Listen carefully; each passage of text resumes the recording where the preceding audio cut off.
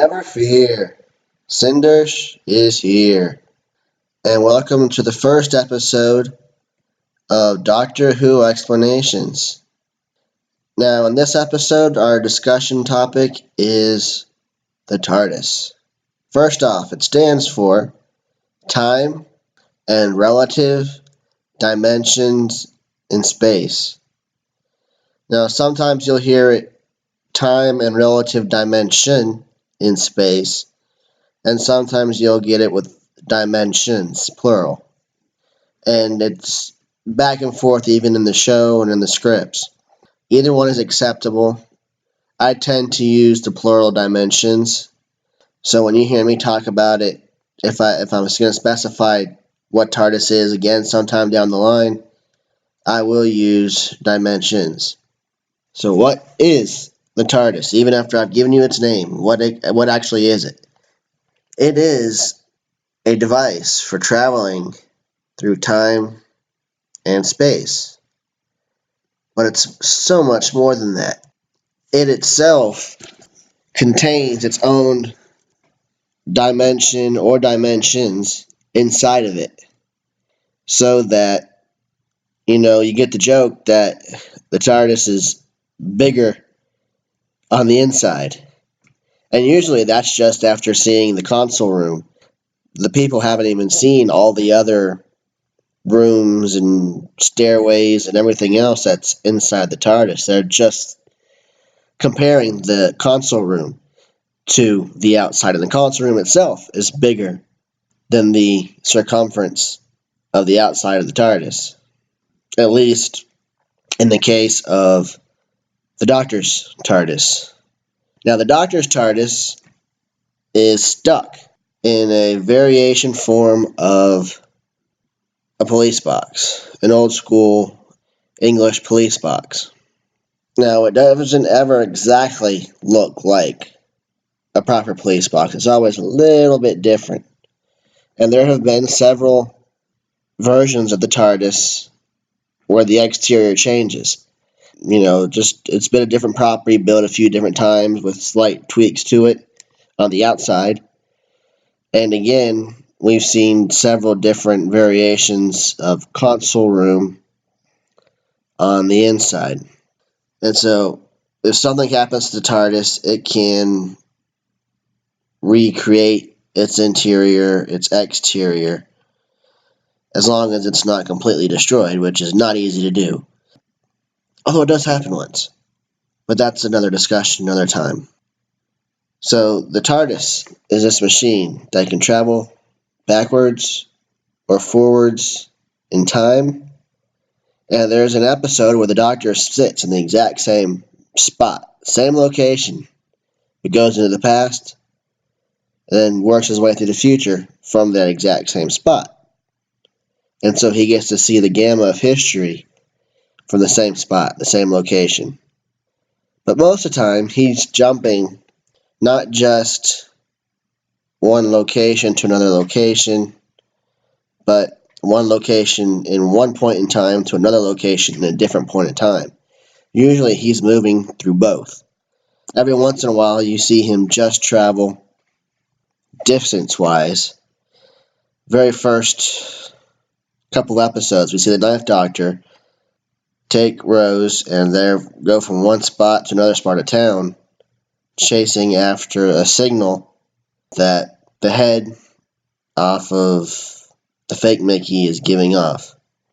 And so they travel just in space. Location. But most of the time, starting from the very first episode of the original Doctor Who, back in the 1960s, they jumped not just in time, but in location. In fact, that became the problem, is the Doctor couldn't get back to the time and location of his first companions to get them back home. That was part of the original journey, was trying to get them to where he could get them back home, and he just could not do it. Now, the reason the TARDIS is stuck the way it looks is because it's got a faulty piece of equipment. Its chameleon circuit is broken. and so it got stuck in the shape of what it was supposed to look like in the first episode. So he had it look like a police box so he could hide it where he was in 1964, and unfortunately he can never get the change from that. He gets the opportunity to once. He gets the circuit fixed once, and then it breaks again. Now, I kind of wonder if the TARDIS itself keeps breaking the circuit, and I may wonder about the other TARDIS trying to do the same thing. The last official episode before the Christmas special of 2015, we get me and Clara go off, and they've got their own TARDIS.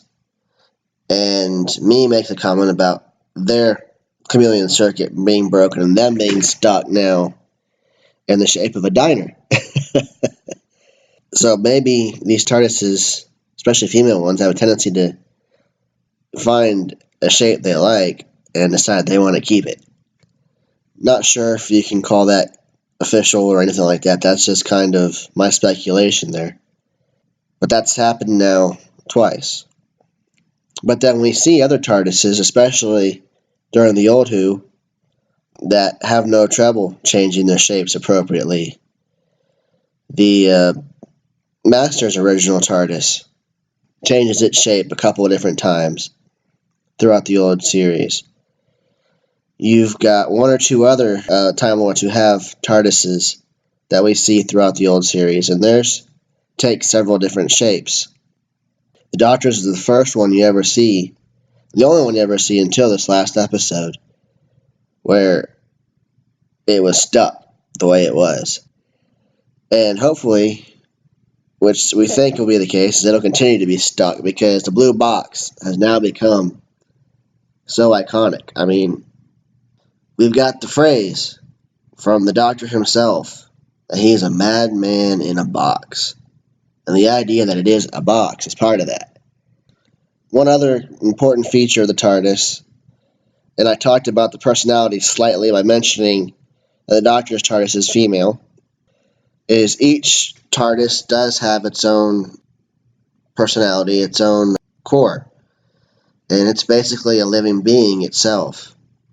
And we do get an episode, The Doctor's Wife, in which we kind of get to meet the TARDIS.